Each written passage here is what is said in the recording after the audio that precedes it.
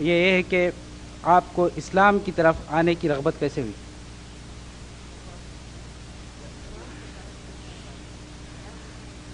یہ بہت اچھا سوال ہے، لیکن اس کا میں شارٹ میں جواب دوں گا۔ تو ہدایت تو اللہ رب العالمین نے دی، لیکن میں یہ میسج ہمیشہ دیتا ہوں، اور اس سوال سے میں کیونکہ بھول گیا تھا، یہ سوال نے مجھے ریمائنڈ کرا دیا۔ آج بھی میں وہی میسج آپ سب کے لیے دینا چاہوں گا۔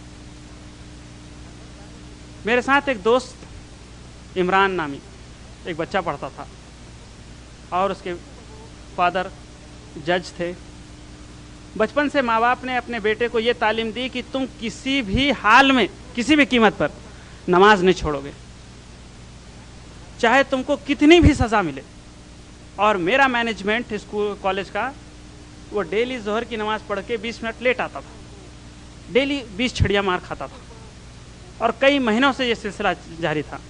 اس طرح سے اس کے دونوں ہاتھ مار کھا کر کے خون جم گیا تھا، عادت سی ہو گئی تھی، گٹھے پڑ گئے تھے۔ میں کیونکہ اس وقت میں بنارس کا پجاری تھا، جب میں وہاں آیا 1 ہفتے تک میں نے دیکھا، میں نے اس سے کہا کہ بھائی تو اپنے ایشور کی بھکتی بعد میں کر لیا کر، اس طرح سے تو سزا کیوں پا رہا ہے؟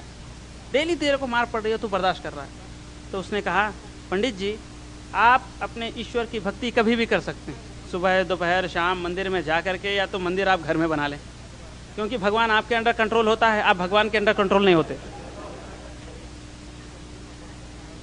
اور ہم مسلمان ہیں، ہمیں 5 وقت کی نماز ڈیلی فرض ہے، اور اپنے وقت پر فرض ہے۔ اگر میرے ماں باپ بچپن سے مجھے نماز پڑھنے کے لیے وقت پر ترغیب دیے ہیں، اگر آپ کے مینجمنٹ کوئی اس سے بھی زیادہ سزا دینے کے لیے تیار ہیں تو میں بھگتنے کے لیے بھی تیار ہوں، لیکن میں اپنی نماز نہیں چھوڑوں گا۔ بس اس کا یہ عمل، اس نے مجھے اسلام کے بارے میں نہیں سمجھایا، صرف اس کا یہ عمل۔